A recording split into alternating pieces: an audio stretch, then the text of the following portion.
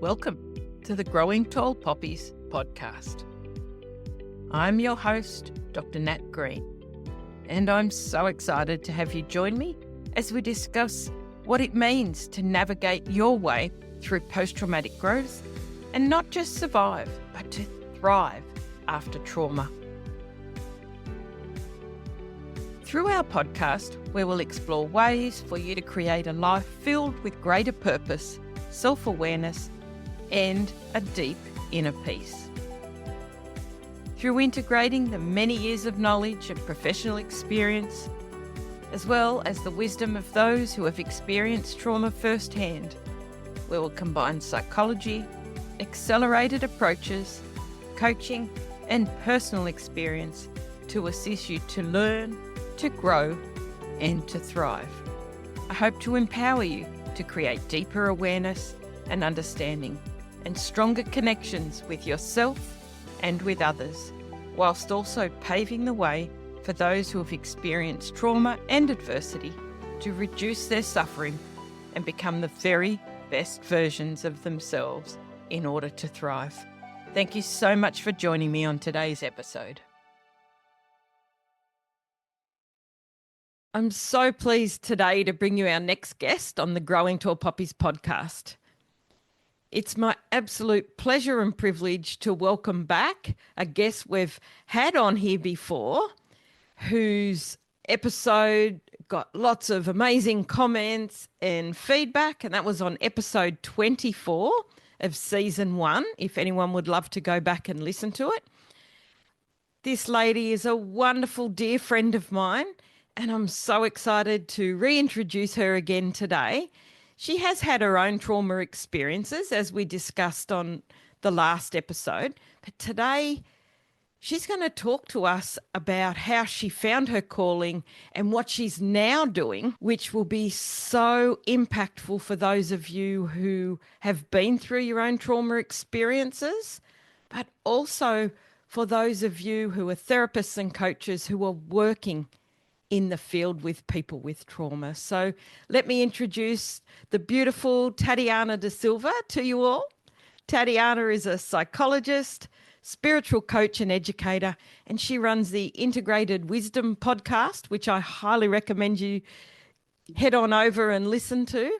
And she's working to guide other therapists and psychologists in the integration of spirituality in their practice in an evidence-based and ethical manner.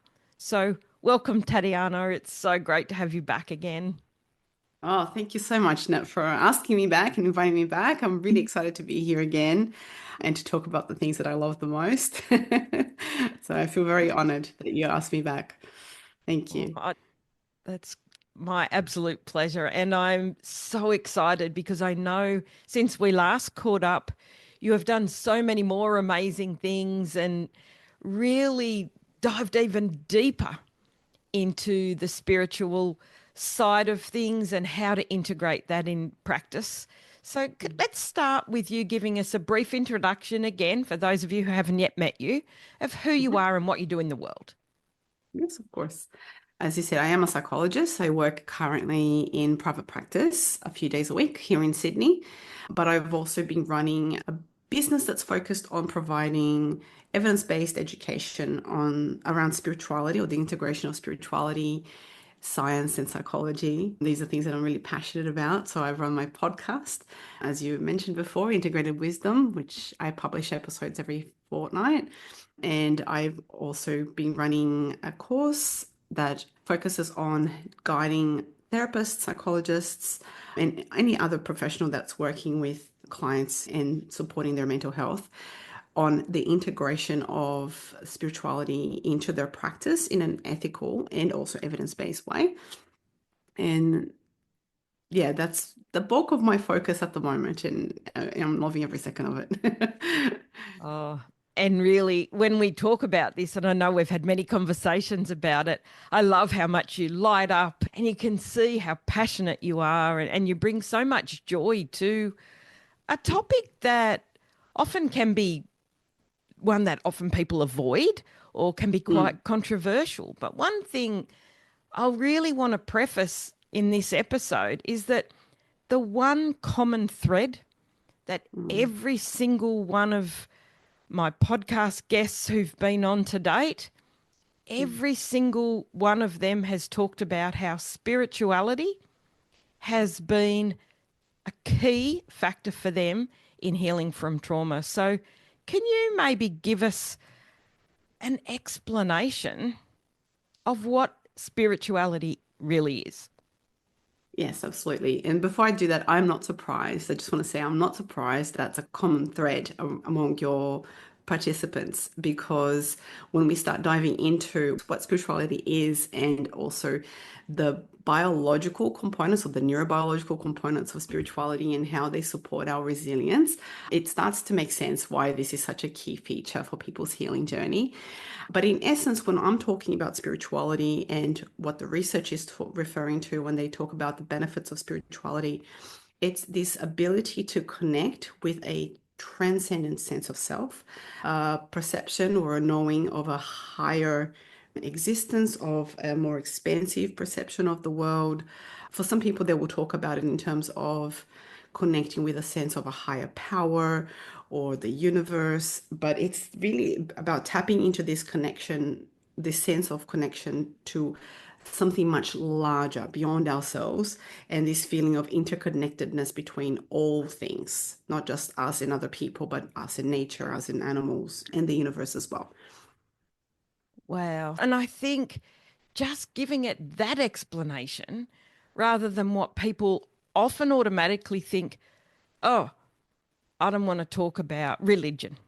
And they Mm, think that spirituality means religion.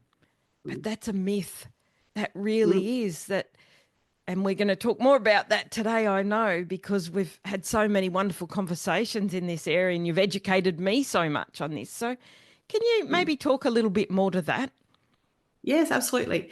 So there has actually been a lot of studies that have looked at the relationship of spirituality, and in historically it's always been couched with religion. So whenever studies or researchers were looking at this component in relation to mental health, they would look at it as the two things combined until a researcher around the late 90s, Dr. Kendler, he started actually trying to delineate, is there a difference between religion and spirituality? Are these dimensions the same, or is there any distinction between them? And what he found is they are actually very distinct concepts. Wow. So, yeah, which is interesting, right? Yeah. And he was able to delineate it in the research was that religion is often these, it's what they termed personal conservatism. So it's about the attachment to the dogma, to following the rituals and following the rules, and the ability that you're guided by somebody else. Like you go to your place of worship and you get taught to think about things in a particular way. You get provided some moral guidelines, some behavioral guidelines and rituals to follow. And that's the religious component of that. But the spiritual, which the research termed personal devotion, really started to identify that there is this component where people are able to just connect with that sense of transcendence, right? That sense of interconnectedness, that sense of expansiveness. And it was about a felt experience, an individual felt sense. So I always like to describe it as religion is something that comes from the outside in. We go to our place of worship and we get given, we take on these ideas or beliefs or morals. Whereas spirituality, in its truest sense, is an inside out process. We connect with a felt experience. We know we have an inner knowing of our connectedness with the universe, with source, with others, and then that then guides our behavior. And the research basically confirmed or demonstrated this very clearly. And what his research also demonstrated is that there's actually three ways in which these dimensions manifest. So an individual can be religious and spiritual, they can be religious but not spiritual, or they can be spiritual but not religious, which is how I would identify. Wow, that is so fascinating because often we're raised and society has taught us that it's one or the Mm, other, or that mm, it's you're either religious or you're not. And this mm, opens up a whole minefield of amazing things for us to explore and really tap into from a trauma perspective to help us to grow. Yeah, 100%. And I think it's really helpful to have this delineation because, like you said, for a lot of people, they will balk at the idea of spirituality because of the association with religion. And when you start to differentiate those two things, then it becomes accessible to everybody. We can talk Yes. about the benefits of spirituality in a non-denominational way, and it's got a universal reach, yeah, which I find really exciting. Oh, absolutely. What a fabulous way to look at it. So Mm. tell me then a little bit more, if you were to give our listeners a little bit more information about the types of ways they can start to understand spirituality and how it might fit into their world. Yeah, so like I said, spirituality is very much an inside out process. So it's an internal felt experience. And it's anything that the individual is able to use to connect with that expanded sense of self, where they the blur the lines between me and the world and everything else blurs a little bit. And we don't feel so alone. And there's lots of ways that people can access that. So I guess the more traditional ways are things like meditation. Meditation can be a really useful and effective pathway for connecting with those experiences. But I'm very partial to things like communing in nature, engaging in activities that strike awe and wonder in us. Like that is awe is a dimension of spirituality. And so anything that will strike that feeling for us is a gateway to accessing our personal spirituality. I guess the more controversial, risque ways to do it are through the use of some psychedelic substances, of course. And again, when we think about it in the context of trauma, it's not surprising that psychedelic treatment is becoming a component or a Mm, consideration in treatment, and it has yeah. been shown a lot of promise. And that's because in many ways, these substances that have been identified, they connect or interact with the parts of the brain that we know are associated with spiritual experiences. Yeah. And yeah, you have to wonder, like, to what extent is it the substance, to what extent is it the spiritual connection that the person Mm, gets from using the substance that's providing that healing effect? There's lots that we could talk about there. yeah. But obviously, in terms of like just an everyday practice, communing in nature, doing things that strike joy, like for some people, it's connecting with their art, something that they can absorb themselves in, something creative, or dancing. Like I, partially between you me and you know this about me and that, but I love singing. Like singing is something that really like just expands my sense of self and it makes me feel really connected. But nature as well, sunsets strike awe in me, the Mm. ocean has a particular appeal. So different people have different ways that they connect with that feeling of wonder. And that is always a gateway for spirituality. Oh, that is so good. Like, I know that we had a conversation about this probably a couple of years ago when you were talking about awe and wonder. And I thought, oh, I love a great sunset. I've Mhm. always been someone who loves a sunset, but I also love at night time looking at the stars. Oh, me too. And oh my goodness, and I'm involved with our local observatory now, and I absolutely love it looking at the planets and the stars and just wondering what else is out there and all these things that we can see through a telescope that we're not aware of. When we get that awareness and that deep connection to Yeah, something beyond ourselves, regardless of what it is, yeah, it does evoke this sense of joy and almost this thing as we were little kids that we didn't have to think would bring us joy yeah. automatically happened because we didn't have all the experiences and all the other things to filter out that we do as adults. So And true. yeah, it just opens up so many opportunities for anyone to Mm. connect and reconnect with the things that brought them joy. I love that so much.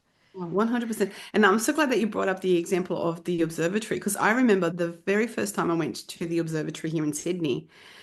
Just like I was like a little kid, like awestruck, just looking at like the telescope and the planets that we could see, the reach that it had. And it was just the most yeah, remarkable experience. And things like that are so accessible, right? Like most people can Absolutely. make their way to an observatory or access a telescope. And I think it connects us with that sense of kid-like wonder, but also it humbles us, right? Yes. All of a sudden we understand like we're just this tiny little speck in this vastness, but it doesn't feel isolating. It feels embracing, right? Which Yes, is, I I guess, love the that. other side effect of spirituality. You feel embraced, you feel connected, you don't feel alone, and Mm. that it can be a very useful protective factor against loneliness. Oh, I can just, my mind's going, my ADHD brain is going a million miles an hour thinking, wow, how can we use this as well? The work that we're doing. And that's why I love so much that you are now really such a strong advocate for how you can work with therapists, coaches, helping professionals who are working with people with varying degrees of mental health or feeling disconnected and lonely, how you can help them to bring this into their practice. So, can you talk a little bit more about that and what you're noticing as you're doing that? Yeah, so I think for individuals that are able to tap into their spiritual sense or develop a personal spiritual practice, we know there are lots of protective factors, right? So it helps to diminish the risks of depression, anxiety, addiction. It has a particularly strong protective impact around suicidal ideation and self-harm behavior.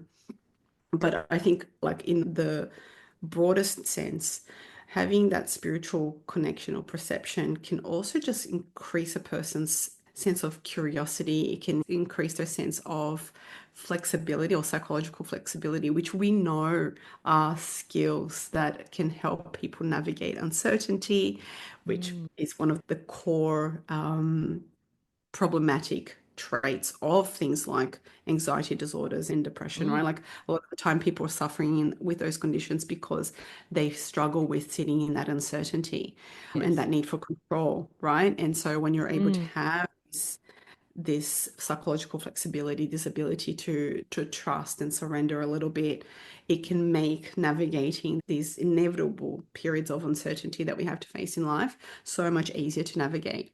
It's also been really impactful for clients going through grief. It helps them really connect with this idea that there's like their loved ones is still connected to them in some way, and there's so much comfort that comes from that, right? I'm not even mm, talking about like mediumship or speaking to yeah. spirits or anything like that. It's just that felt sense that there's this connection, that the love is still there, that it transcends Mm. everything, and people can find that very comforting. Oh, I can imagine. Absolutely. That it just gives them that sense of hope Mm, and that capacity to move on yeah. and start to work out how to reconnect Mm, and live their life again.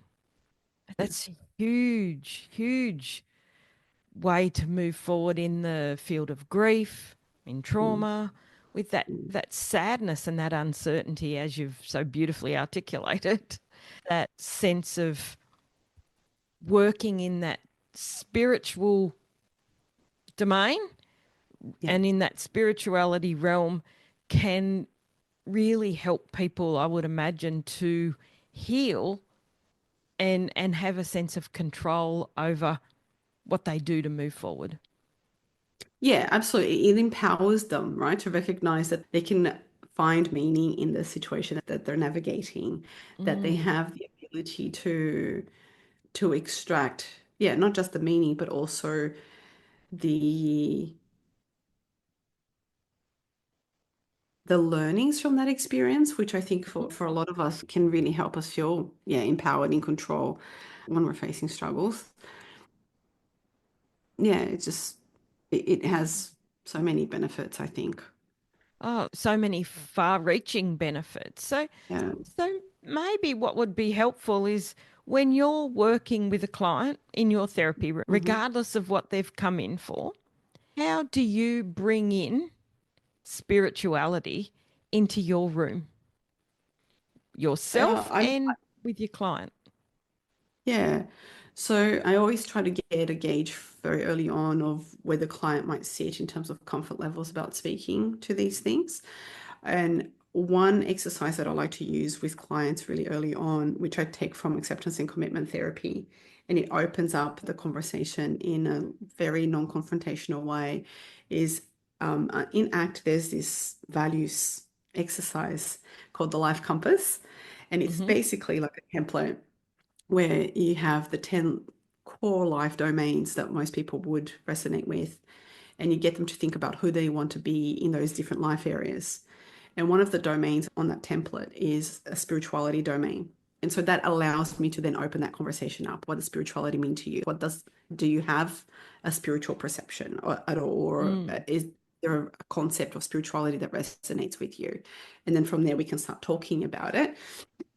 But in other ways that I will use it, if the person's not particularly open to discussing it more overtly, then I will still guide them towards exercises that I know will help them connect with the spiritual dimensions that I know are going to be impactful. So we might do Hmm. some mindfulness exercises, we might do some visualization exercises, we might do in acceptance and commitment therapy. There is that spiritual component where it guides people to connect with their observer self.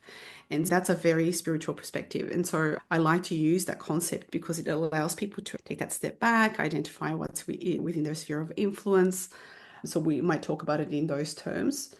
I invite them to engage in activities that will strike awe and wonder for them. So we can approach it in those indirect ways. But I've had clients who spontaneously will initiate conversations about their own spiritual perspectives very explicitly. And then we can talk about it much more openly. And we can talk about some of the research, which I love. I've had instances where people have spoken to me about their own experiences with connecting with loved ones that have passed. And so we talk about it from that perspective. And I can talk about the research around this. There's research that's been done around these sorts of experiences as well that I might talk to them about. But it really is tailored to what the person brings into the room more than what I would like to bring to the room. Very powerful. So really, it's not definitely not a one size fits all. It's very much Oh, you connecting to that person's unique belief system and mm, understanding. And I yeah. love that so much. But what I love even more is that you are on a mission to make sure that it's no longer taboo, which it has been seen for so many years, that we Mm. talk about these things in therapy. Yes. Yes. And I think we need to be talking about this, right? Like we're definitely going through Absolutely. in history where we're struggling with meaning. There's a crisis of meaning in the world, and we're all suffering so much from that. And so I think inevitably a pathway out of this crisis is to start reconnecting people to that sense of expansiveness, to that sense of their own spiritual lens for life, so that they don't feel alone, so that they have the tools to navigate this very uncertain time. Like I'm very consciously trying not to look at the news at the moment, Oh, but every now and then, of yes. course, things will come across you.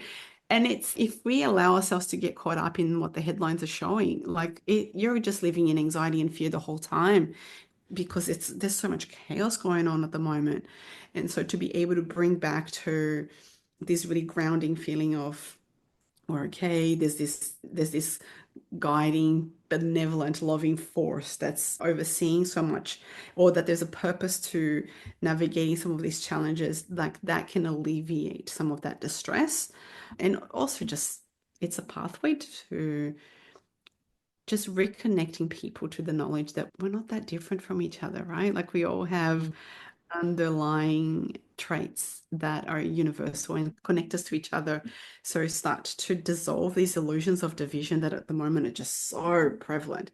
Oh, they're Um, everywhere, aren't they? It's yeah. frightening. And if we were, as you said, to tune into that, which we Mm, know many people do, their mm, filter is to just keep looking at everything that's going on. They need to know because mm, of the sense of uncertainty. I need to be in control as much as I can. But we know that serves the opposite yeah. effect and it makes us more uncertain, more anxious, more distressed. So let's talk a little bit more then about how spirituality can play a role in that, just as you've touched on there. Like I was saying, I think when we're able to connect with this sense, with like our sense of expanded connection to something vast, right, beyond ourselves, one of the side effects of that is that you actually get a deactivation of your nervous system, right? You start to feel a little bit more, I guess the best word for it is protected or taken care of. It's this sense that everything's okay. Which is that feeling of surrender. And I know that like the research is escaping me right now. I'm so sorry.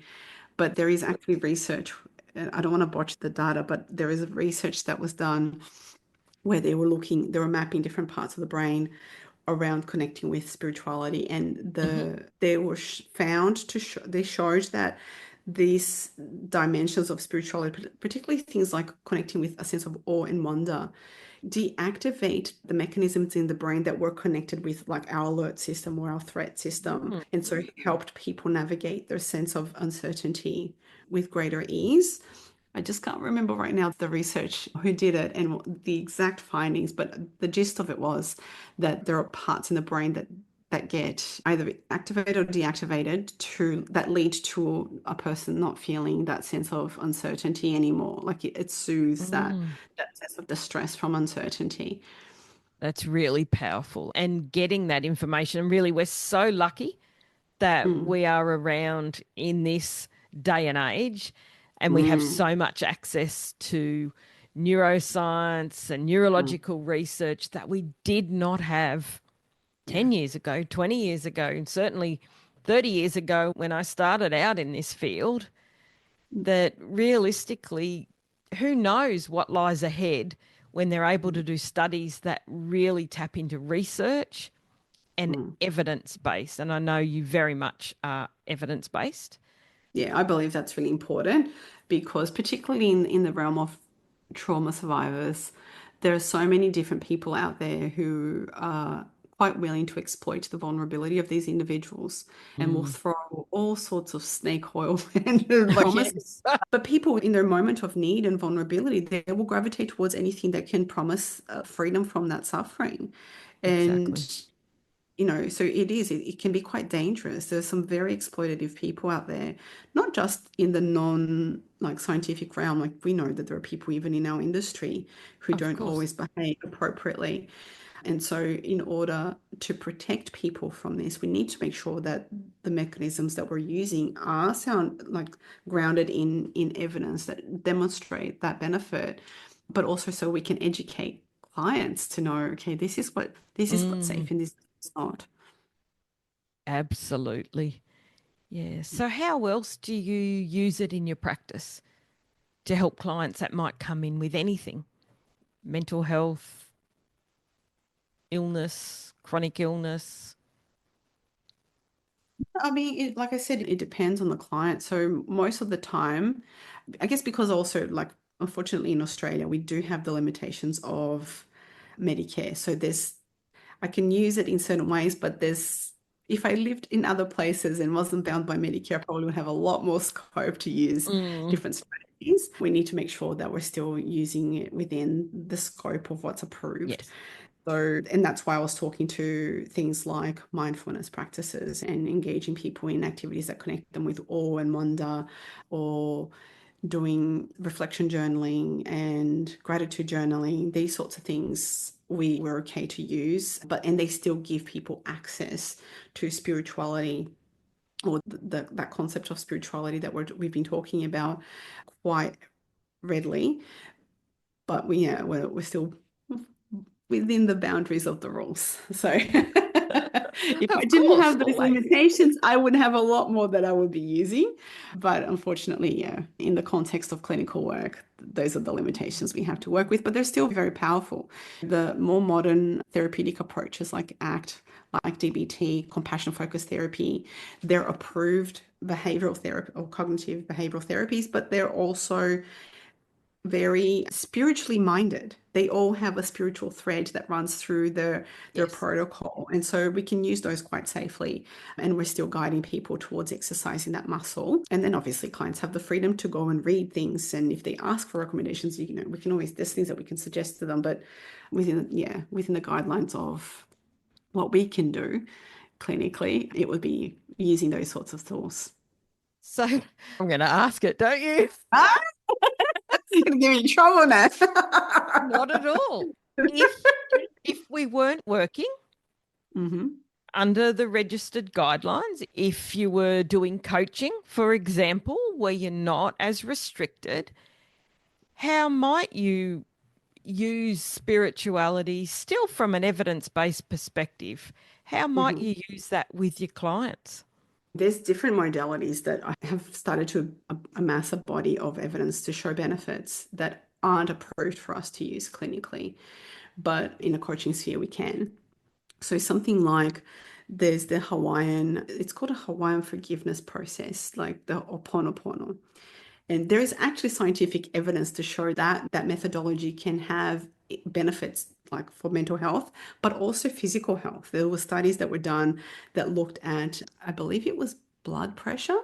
It was something to do with their cardiovascular system, and it had a protective factor in alleviated some of the negative impacts that the person had from this health condition. So that was really fascinating.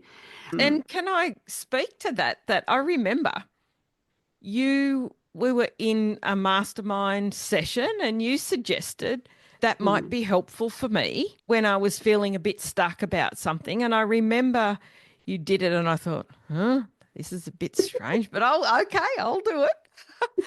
However, I must say that, and I think if you were to measure my blood pressure at the time, I did feel calmer afterwards and a bit more settled within myself. Absolutely. And I think as peer to peer, you weren't doing treatment. I wasn't going there for evidence based Mm. research that was approved. You Mm. were very kind and gifted me with another way of looking at things and another practice. So I will definitely speak to that as being beneficial. So I'm happy to put that in our show notes Oh, thank you. because, yeah, it was very powerful. And I'd love you to share more because we're not doing therapy here. This podcast is not around therapy and treatment. So feel free to share that, bearing in mind, all our listeners out there who are listening, this is not treatment No. in any way, shape, or form, but you are more than welcome to explore it for yourselves. Yeah, What absolutely. else?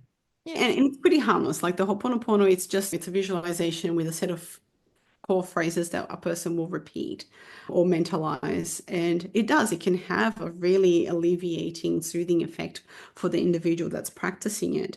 Anecdotally, so no, not so much, there's not so much a body of evidence through this, but just from my own personal experience and what some other people that have used this technique in their personal life have found, it can actually have a very kind of transformative impact, particularly in situations of conflict with another person. It can help to soothe some of those conflicts. And so now we're talking about the energetic level, right? And there's evidence around different types of energy connections that we have with other individuals, with Yeah. ourselves, the fields that we have around us. But that's still that knowledge or that body of knowledge hasn't really permeated into our clinical understanding of how it all fits. But I'll give you another example of something in this realm that's really fascinating. And this is just preliminary knowledge. Now we know that tapping, EFT, has got a clinical protocol. So they've done the hard work and started to build that evidence base. And so there's other modalities that are doing that work, but it takes many years. I think the other day I heard Peter Stapleton talking about this, and she said it can take up to 20 years Yes. to build up enough evidence for it to be considered appropriate to use clinically. But she actually I get her newsletters, and she a while ago issued a study that had just come out where some researchers in the US compared tapping, so EFT, with another modality that worked with the chakra system, so the energy centers in our Oh, body. okay. And again, let's preface this with it's a very preliminary study. Okay. By no means am I saying that this is all like this is No, solid absolutely not. evidence base. But it's intriguing enough when we start observing certain effects. You have to wonder, oh, what is he saying? And this study found that this energetic modality, looking at the chakra system, was even more effective in terms Wow. of length of time that was needed for intervention than tapping itself. That doesn't surprise me. It really doesn't surprise me. And let's be realistic. The things that are approved today for us clinically, if we're doing clinical work in our practice, Mm, mm, which I'm not anymore, if we are though, mm, then that has come from many years of research before it was approved. So, mm, what is approved for use now will not be just what's approved in 20 years, in 30 years. All of these things will probably be stock standard things yes. with proven research to back it up. I believe that wholeheartedly. I really do. I think there's now just this agitation of research that's been done to look at these spiritual dimensions, and particularly like we're using neuroscientific methods to understand the way spirituality interacts with our brain and provides protective benefits to our brain, that it's going to be inevitable that in a few years' time we're going to be using these modalities or the focus on spirituality clinically as just a matter of what we do. I have no doubt about that. Yeah, I've no doubt either. We know that what we're doing now, just stock standard talk therapy in the Mm, areas that are being approved, is not mm, enough. It is no, not working on its own. yeah, There's a lot more research coming through. There's polyvagal theory. There's lots of information that shows that mm, we can't just do the talk therapy and work on the cognitive level. We must do the head, the heart, the gut brains. We must absolutely. do all of that. And the spiritual Mm, connection is in that gut response. yeah, absolutely. It's There's definitely these absolutely in layers. there. Yeah. And we need Yeah. to, I think for healing to happen, we need to address all these four dimensions of human beings. And it's been moving slowly, right? Like you It said, has. first it was Yeah. just physical, and then it was the physical and mental, and now we're trying to understand that there's this connection between the two, and now we're looking at the spiritual dimension. And So, as human beings, we're multidimensional. We know that.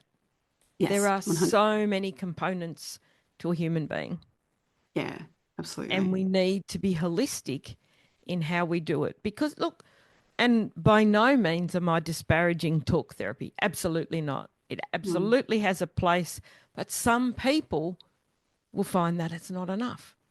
yeah, So they will yeah, need to look further afield. And I love that things like connecting with awe and other things and looking at inside out is a huge focus that you have when you're working with not just your clients, but you're now really branching out to work with therapists and coaches and helping professionals so that mm, they can safely and with scientific evidence bring that into their practice to yeah, have that greater impact with clients. yeah, yeah, absolutely. I think the But time is definitely now to yeah, be I doing. think we're existing at a time that brings so many opportunities. Yeah. It's And so again, like, exciting. yeah, sorry, Nat, I didn't mean to No, interrupt you, but again, like I think this conversation that we're having is unique to us being in Australia, because in other parts of the world, this understanding is already so much more embedded in the way that even clinical training is done. In parts of the world, there are clinical masters that involve a spiritual perspective. Even some faculties of medicine are starting to integrate a spiritual component to their medical training. It's definitely starting to expand, and other places are just leading the way a little bit ahead of us. But now the time is, yeah, it's finally reached Australia, and we're starting to catch up to everybody else and understand, okay, we need to do this if we want to help people and we want to be at the forefront of, yeah, healing. so, are there any more wonderful bits of wisdom that you'd like to share? Because I know you have so much, we could talk for hours and hours, but I could, I don't, yeah. I just, yeah. yeah, I don't want to open up any. any rabbit holes that are just going to take us on a different direction. I think maybe just, I guess what I would encourage people to think is, yeah, just start to really reflect on what spirituality means to them, like their own personal experiences with spirituality, what sorts of activities and places and experiences have helped them connect with that sense of expansiveness, that sense of trust, that sense of interconnectedness, and just doing and encourage people to do more of those things in their day to day and to really exercise that muscle. And the benefits will come from that. Yeah, definitely. And I know one of the other areas, and we talked about it on episode 24 when I had you on here, and we talked about how a lot of therapists, coaches have had their own stuff. You know, Mm-hmm. a lot of us have, we're human beings, so we've lived through some trauma or adversity. And let's face it, most human beings have at some point. We Mm-hmm. know that 57 to 75%, this is the latest research, 57 to 75% of Australians, and it's about 70, 71% in the US, of people will experience trauma at some point in their life. And 11% of those people will go on to develop PTSD. So, pretty much the majority of people will Mm-hmm. experience some sort of trauma or adversity. So, when you're now branching out and really looking at training therapists and coaches to bring spirituality into their practice, Mm-hmm.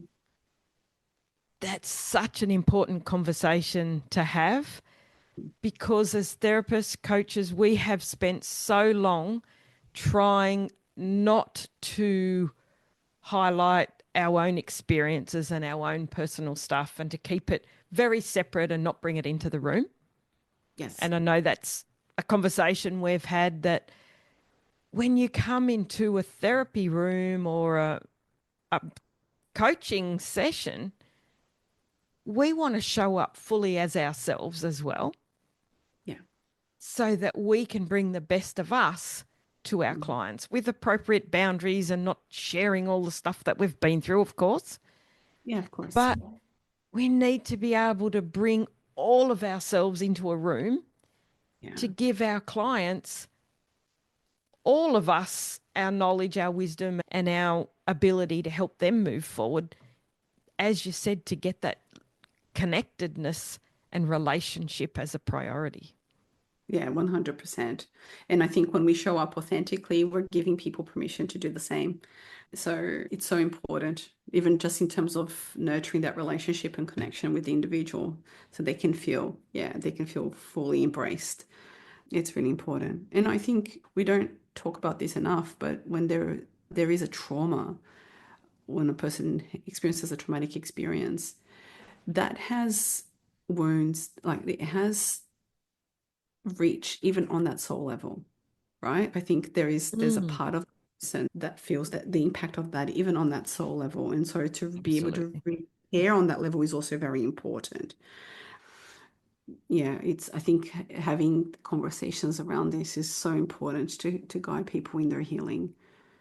Definitely, because we know that every single experience we have leaves an imprint in our nervous system. Oh yeah.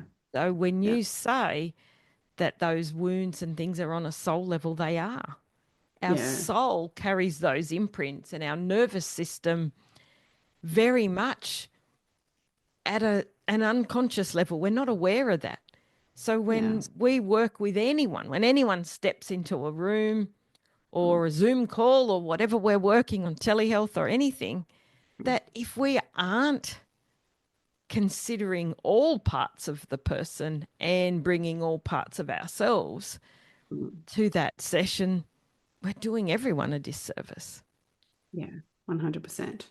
Until Um, we do that, we can't look to heal the wounds that are on our soul and in our nervous system and really imprinted deeply, because yeah. we're going to miss the core components. That's what I believe anyway. And Yeah. No, I believe that too. I do. It's one of the components that leads to fragmentation, right? Like it fragments us from our sense of self. Like Yeah. trauma undermines our sense of self and Mhm. identity. And I think that it definitely has a spiritual perspective to that too. We feel disconnected from, yeah, our essence in some Yes. way. Yeah, healing, like help the individual to reconnect with that is is part of then helping them heal on those other levels. I think it almost needs to start there. We know there's always going Yes. to be the component of addressing the nervous system. That's very important. But it's also making sure that the person reclaims their whole self. And by reconnecting and or connecting, if they've felt disconnected forever, it might be a Mm. soul wound from past that they're not even aware of, or from very young in the womb, in utero. We don't know, do we? We We have don't. no idea. It's so funny. I've been sitting here going, oh, do I talk about this research or don't I? But since you opened that door a crack, I might just give this one tiny little tidbit. Put a little Um, bit in there. this is research that I find fascinating. And fortunately, it's again out of the realm of clinically accepted Hmm. research, but it's still intriguing nonetheless. There's a department in the University of Virginia where they've been doing a lot of studies around psi phenomena, so mediumship, near-death experiences, and they've also been amassing a body of evidence around reincarnational memories in children, right? So past life Okay. Yep. memories for children. And they've got a body, like they've got case studies that are dating back all the way to the 60s. So long time. They've been Hmm. tracking this for a long, long time. And what's really curious is that what their research has done when they looked at when they've done a meta-analysis of all the data that they've accumulated is a lot of the time when children have these memories, they had a traumatic death. Mm. And the way that the children start to first recall these experiences often will come in the means of dreams, nightmares. And sometimes it's that like the traumatic replay, you know how children can sometimes replay Mm. events Yeah. as a way Yeah. of processing. Sometimes the children will start replaying events or drawing events that pertain to their previous death that was traumatic. So that Wow. I guess it's just maybe further evidence that the impact can go so much deeper than just Yes. our cognition or our emotions or even our nervous system. It has the Absolutely. potential to, yeah, to become imprinted on, yeah, on that soul level and then go on to impact us subsequent incarnations if one accepts that that's what happens. Yeah. And whether that's something that our listeners accept or not, it's more just looking at what could be possible and Yeah. what some research is now showing. And it might be 50 years before we have more information. We might be long gone, you and I. Who knows? Yes. But the reality is, we need to open up our minds and our hearts to possibilities that there definitely is something beyond just us. Yeah. And Yeah. by spreading the word and your beautiful gift of training people in this and being a voice and a huge advocate for this, by integrating spirituality more, we Mm, help people connect to their identity and get mm, so much clearer mm, on who they are, so who we are as a human being, and what mm, could be beyond us that we can connect to mm. and feel part of and interconnected rather than feeling so isolated and alone, because we know there's a huge loneliness epidemic at the moment. Oh, 100%. Yeah, absolutely. And there's data and research that shows this as well, right? Like that having this sense of spirituality or this sense of interconnectedness that comes from having a personal Mm, spiritual practice is a protective factor against loneliness. absolutely. As we move to wrapping up this conversation, Tatiana, I'm just so grateful and blessed that you've come on and shared all your wisdom and your amazing tips today. Where can our listeners find out more about you? And I'd love for you to tell them about the course that you're running now and where they can find you if they're interested. Oh, thank you. Firstly, thank you so much for having me. It's always a pleasure to have conversations like this, but especially with you. So thank you. Thank And in terms of where to find me, like I said, there's my podcast is probably a good place to learn more about some of these things that we're talking about. I will dive into the research in these different areas a little bit more. So if you're intrigued by anything that we've spoken about, you might want to check the podcast. So it's called Integrated Wisdom. And in terms of the course that I actually have a course about to launch next month. We kick off the actual course on the 5th of May, but the course launches on the 8th of April. And it's basically targeted at psychologists and other mental health therapists who are interested in learning more about how to integrate spirituality into their practice in an ethical and evidence-based way. The course has a component where we go through some of these practices for developing a personal spiritual practice, just to help them connect with that sense within themselves, to then guide them towards how to guide their clients towards the same. And we do a lot more of a deeper dive into the research that's out there that supports these, the different ethical considerations, and in fact support that exists for integrating a spiritual perspective in the work that we do clinically. And yeah, I love that space. It's an introductory course just to get people who are curious getting started with these concepts and playing around with it. But I think it has the potential to then ripple from there, with more and more of us starting to integrate this into our work. I think, yeah, we can only benefit from it because it helps us connect with our authentic self, but then it also helps Absolutely. clients, right? Yes, it And has that ripple effect, which is what you want to have. You're on this mission to change the way that the world sees these things. And rather than you targeting every single person one on one, by teaching professionals how to do it and put it in their practice, we really are going to change that landscape. I love that so absolutely. much. Yeah, and it's changing, right? Like even our Yes, board, as it's issued some new competencies that we need to abide by. And one of the new competencies is all around diverse practice. And one of the dimensions of that is supporting individuals in their spirituality. So we're really being asked to factor this in. So there's no better time than now for us to really start having these conversations more openly amongst ourselves as absolutely. professionals, but then also with our clients, and giving them permission to Absolutely. do. I think a lot of clients actually want to have these conversations, but they worry about how they're going to be perceived. And so giving them that permission has the potential to really deepen our connection and the work that we do. Yes, absolutely. And again, the evidence-based stuff in your course and Yes. some of the other things that you and I touched on today won't be included in that, but we're welcome to have a look, see what's around there, and start to explore research coming through, because I know that Mm. in the future, I've no doubt that it will be part of the research that's proven.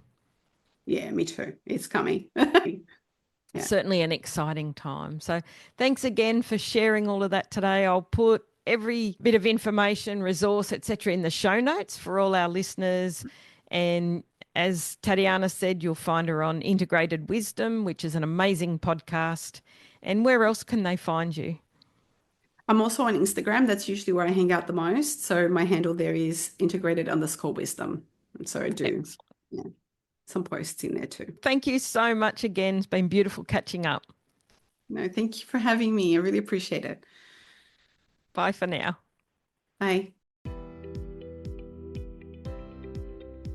Thank you for joining me in this episode of Growing Tall Poppies. It is my deepest hope that today's episode may have inspired and empowered you to step fully into your post-traumatic growth so that you can have absolute clarity around who you are, what matters the most to you, and to assist you to release your negative emotions and regulate your nervous system so you can fully thrive. New episodes are published every Tuesday, and I hope you'll continue to join us as we explore both the strategies and the personal qualities required to fully live a life of post-traumatic growth and to thrive. So if it feels aligned to you and really resonates, then I invite you to hit subscribe And it would mean the world to us if you could share this episode with others who you feel may benefit too. You may also find me on Instagram at Growing Tall Poppies and Facebook, Dr. Natalie Green. Remember, every moment is an opportunity to look for the lessons and to learn and increase your ability to live the life you desire and deserve. So for now, stay connected, stay inspired, stand tall like the tall poppy you are, and keep shining your light brightly in the world. Bye for now.